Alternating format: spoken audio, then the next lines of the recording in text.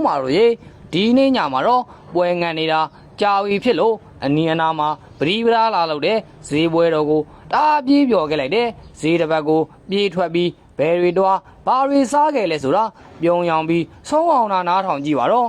ငယ်ငယ်ကလေးဟာအရန်ကြိုက်ခဲ့ရတဲ့ပေါ့စီကိုမြင်တော့အပြေးအလွှာဈေးစကားမေးလိုက်တယ်အမကြီးဘယ်ဈေးလဲဆိုတော့ကြိုက်တတ်တဲ့ခွေးကိုတွားဖြဲ့ပြတယ်လို့ပဲဒေါ်လာတကြီးနဲ့နင်ပါစကားပြောတာလဲငါပါစကားပြောတာလဲတွေထလုံးနေလို့ပေါ့စီကိုမေးတာပါဆိုပြီးအမြန်ရှင်းပြရတယ်ပေါ့စီတွေကြီးလိုက်ပုံမြန်နန်းဝဝမြင့်နဲ့နင်းလားငါလားပဲဒါမျိုးဆိုငုံမာတို့ဟာတိတ်ကြိုက်တာလေမုံဒီဇိုင်ရောက်လို့မုံဒီလေးတစ်ပွဲတောင်းမိပါတယ်မတည်ရင်လက်စေးကြီးတဲ့ကိုပြောင်းမှုမွေးထည့်ထားတဲ့အတိုင်းပဲ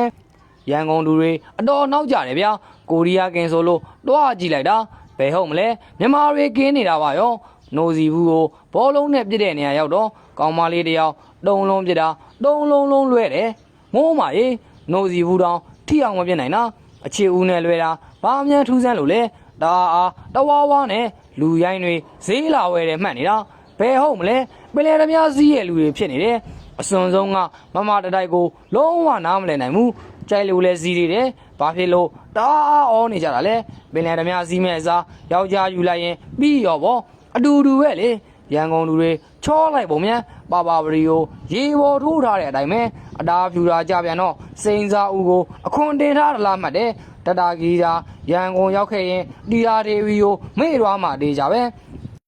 ပေးရင်နဲ့မစီရတော့ဈေးပွဲတော်ကိုအပြေးနှွဲပြော်ခဲ့ပြီးယောက်ျားမယူပဲတအားအော်တဲ့လူတွေကိုတွေးခဲ့တယ်ဆိုတာပါပဲချစ်ရတဲ့ view ပါများလဲစီးပွားရွှေငွေဒီရေအလားတအားအော်ကြပါစေဗျာ